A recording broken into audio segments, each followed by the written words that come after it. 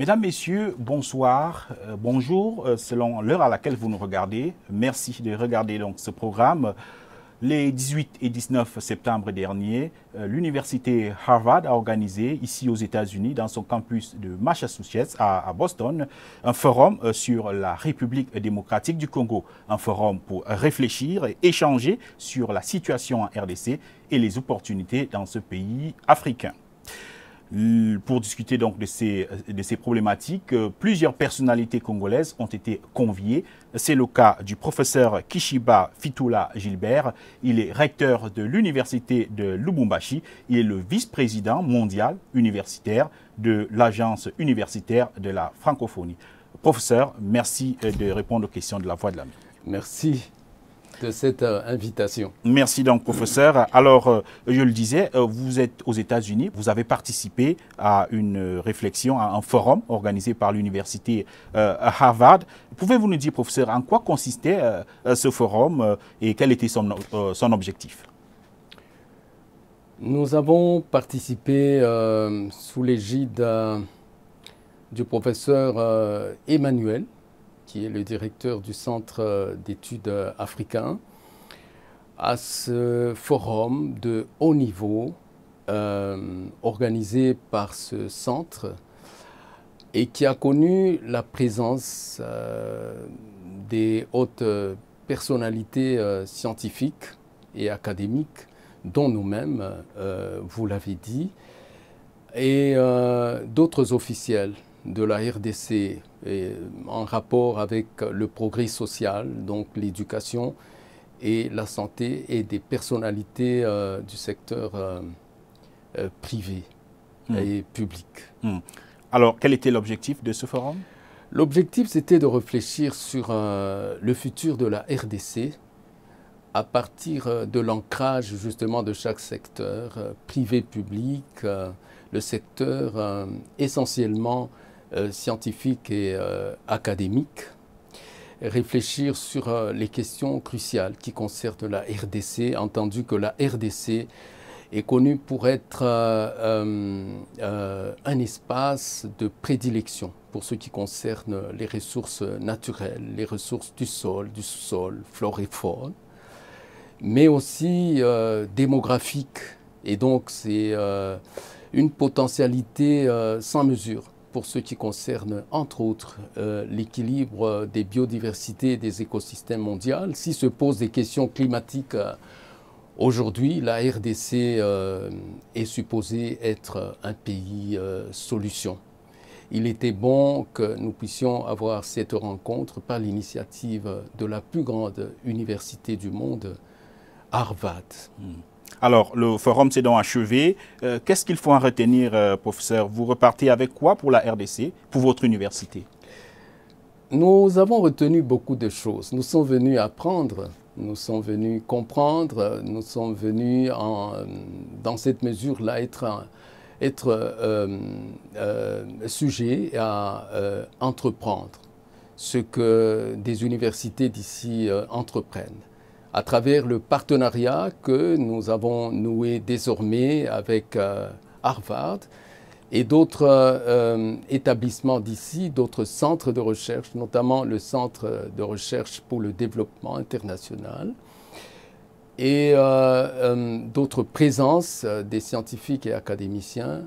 Ce partenariat indique que nous sommes en mesure de porter les modèles, les méthodes, les approches de recherche et de formation ici en vue de mieux servir notre société. Les universités ont pour rôle, vous le savez, non seulement de produire la science et comme telle aussi les possibilités de résoudre les questions de société. Dans cette interface, l'université de Harvard, notamment l'école, la haute école de business, donc nous a permis de comprendre quels sont les meilleurs modèles pour résoudre les questions de l'interface université-société. Nous partons de ces rencontres chargées notamment de ce que suppose un partenariat avec des universités comme celle que nous avons rencontrée essentiellement Harvard. C'est un partenariat dans le cadre de la mutualisation de la recherche sur bien des sujets et le réseautage possible, la mobilité enseignante et estudiantine, que ceux chercheurs de Harvard, enseignants d'ici, viennent en RDC, dans les universités de la RDC, pour nous permettre d'acquérir leurs sciences, que les professeurs d'universités africains et de la RDC qui sont ici, ainsi que les étudiants, viennent en RDC pour y apporter le lumière qu'ils obtiennent de la part de cette prestigieuse université. Justement, professeur, j'allais vous demander comment est-ce que vous jugez la coopération universitaire entre votre pays, la RDC, et les États-Unis? La coopération universitaire, elle est ouverte et nous sommes attentifs à la consistance, à la valeur de la production scientifique ici aux États-Unis, entendu que si vous lisez le répertoire en rapport avec les prix Nobel et puis d'autres notoriétés scientifiques, et il y a une attraction par conséquent vers ces universités d'ici, et il faut dire que nous sommes en oubli par le fait de ces partenariats et qu'il faudra bien entendu intensifier et densifier pour permettre à nos chercheurs de venir ici s'abreuver aux sources de ces savoirs et ces savoir-faire très consistants. Et nous reconnaissons qu'à travers ce partenariat, nous allons enrichir le dispositif de recherche et de formation, c'est-à-dire de qualité, dans le cadre des profils universitaires. Alors, vous avez commencé à évoquer la recherche. Qu'est-ce que vous attendez d'une université comme Harvard, vous qui venez de Lubumbashi? Est-ce que vous avez posé des doléances? Qu'est-ce que vous attendez désormais de cette université et de l'université, des universités américaines de façon générale? Nous attendons que dans le cadre du partenariat, bien sûr, nous venions ici, comme nous venons de le dire, nous ressourcer en termes de qualité de la recherche et de la formation. Les modèles de ces universités sont très attrayants par rapport notamment à la réforme universitaire qui se déroule en RDC. Il y a 2 ans, le gouvernement de la RDC, sous l'égide et la conduite de son Excellence, Monsieur le Président de la République, chef de l'État, Tshisekedi Tshilombo, a procédé à la réforme de l'enseignement supérieur universitaire. Et donc, maintenant, nous sommes en passe d'expérimenter des systèmes divers et qui ont donné raison au fait de la formation en responsabilité entrepreneuriale aux formés, donc aux étudiants. Et des modèles de ce genre permettraient à l'étudiant d'être créateur d'emplois et créateur d'ouverture et de perspectives par rapport à sa formation. Nous attendons des universités d'ici aussi que certains dispositifs de pointe, la technologie notamment, soient transférés dans nos universités pour nous permettre d'être, disons, au rendez-vous, à partir de ce rendez-vous du donner, du recevoir, au rendez-vous de ce que exige aujourd'hui la science pour le progrès de l'humanité. Alors, professeur, vous avez de nombreux compatriotes qui vivent ici aux États-Unis et ailleurs dans la diaspora, qui étudient, qui enseignent aussi. Qu'est-ce que ces compatriotes de la diaspora, qu'est-ce qu'ils peuvent apporter et qu'est-ce qu'ils apportent déjà aux universités congolaises, et notamment à l'université de Lubumbashi?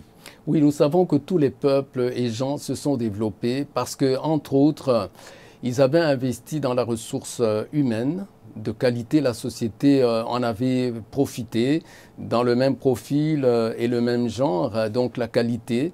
Ainsi, ceux qui sont venus ici pour enseigner, les étudiants qui sont venus ici pour se former, ils ont acquis de l'expérience, Ils ont acquis de la connaissance à partir des rencontres avec d'autres scientifiques, d'autres universités. Et ce massif de savoir et savoir-faire est indispensable. Il est incontournable pour faire progresser nos universités dans le sens de la qualité de la recherche, de la formation et du service à rendre à la société. Nous voulons les appeler pour dire il y a toute une tendance aujourd'hui de l'élite congolaise se trouvant à l'étranger, de voir qu'est-ce qu'on peut faire au pays. C'est ainsi que, vous le savez, un professeur comme Moudimbe, qui est venu enseigner ici pendant longtemps, qui est encore ici, a légué à l'université de Lubumbashi sa bibliothèque privée, c'est au-delà de 10 000 ouvrages.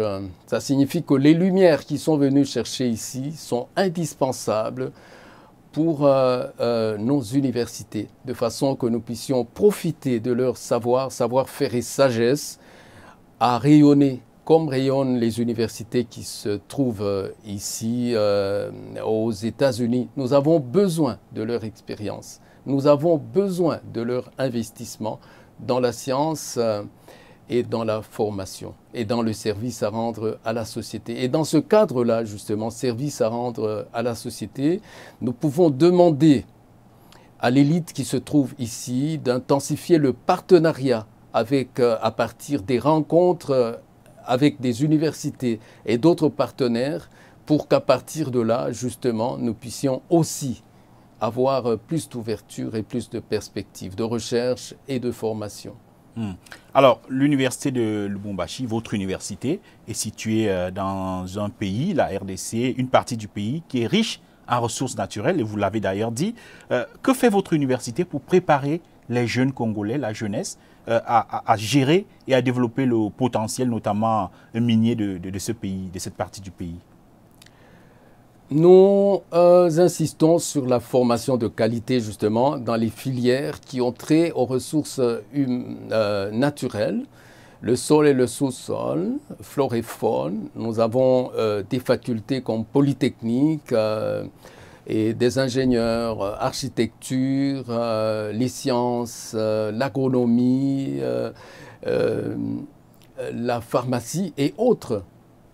Et on vous dira que, entre autres, le gouvernement a créé un conseil pour la batterie électrique. Voyez-vous, nous sommes dans un contexte mondial de la transition énergétique et l'université de Lubumbashi est chargée d'installer le centre d'excellence pour la fabrication des batteries électriques. Et comme tel, nous participons à partir de la formation donc, de nos étudiants et l'ouverture de nos chercheurs aux grandes conversations qui concernent justement la transition énergétique dans le monde. Vous savez que, bien sûr, la RDC elle est pourvoyeuse des matières premières qui concernent la transition énergétique et comme telle participe donc de façon entière à partir du massif forestier.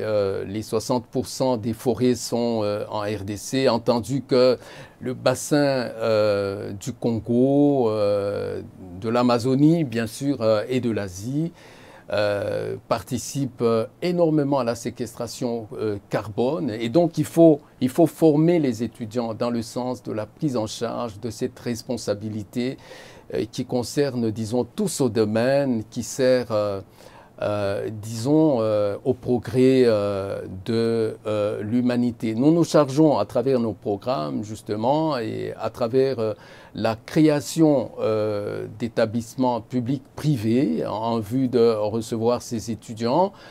Nous veillons à la qualité de la formation. En définitive, nous insistons pour que les étudiants s'engagent davantage dans la responsabilité de la prise en charge de la transformation de ces richesses naturelles, ces richesses du sol et du sous-sol, ce pays qui est grand, qui est riche, qui est beau, en réalité de richesse pour chaque habitant de la RDC. Et, comme nous disons, l'avenir du monde se trouve en Afrique. Et les chercheurs d'ici aussi l'ont affirmé, je ne cite pas Harvard forcément, mais cela est confirmé ainsi. Et l'avenir de l'Afrique se trouve en RDC. Et l'avenir de la RDC se trouve parmi la jeunesse bien formée, donc dans les universités et dans nos écoles. Professeur, pour terminer cet entretien, je vais vous demander de faire une analyse prospective. Comment voyez-vous l'université de Lubumbashi et l'université congolaise en général dans les prochains mois, dans les prochaines années? L'université de Lubumbashi, nous disons la meilleure, parce qu'on a une tendance à faire en sorte que chaque partie prenante dans cette université, les étudiants, les étudiantes, les enseignants des universités, les administratifs, les médecins et les polytechniciens, que ce corps qui forme une communauté universitaire s'active dans la qualité de la recherche, de la formation et du service à rendre à notre société. Notre société attend beaucoup de l'université parce que l'université reçoit beaucoup de la part de l'attente de notre gouvernement à voir l'élite congolaise effectivement participer au fait d'être levain dans la pâte sociétale. Nous voulons que l'université Lubumbashi, qui a 8000 hectares, j'ai constaté que Harvard, c'est toute une ville, eh bien nous voulons aussi qu'à partir de ces 8000 hectares, on suppose, on puisse ériger là, et c'est dans les projets et le programme du gouvernement, la nouvelle université de Lubumbashi.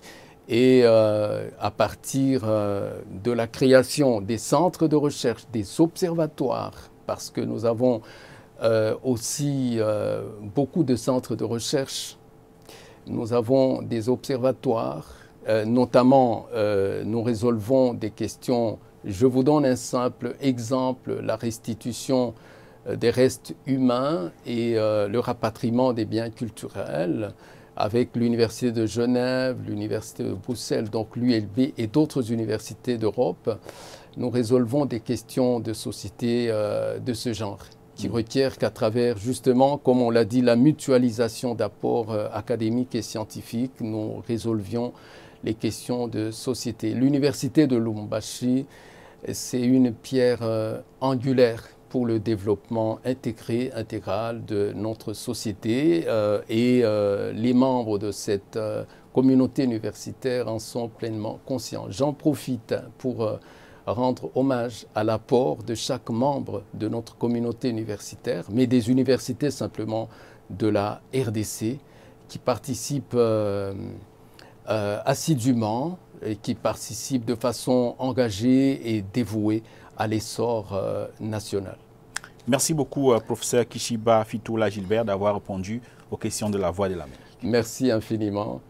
C'est nous qui vous saluons pour cette invitation. Merci bien. Merci. Merci.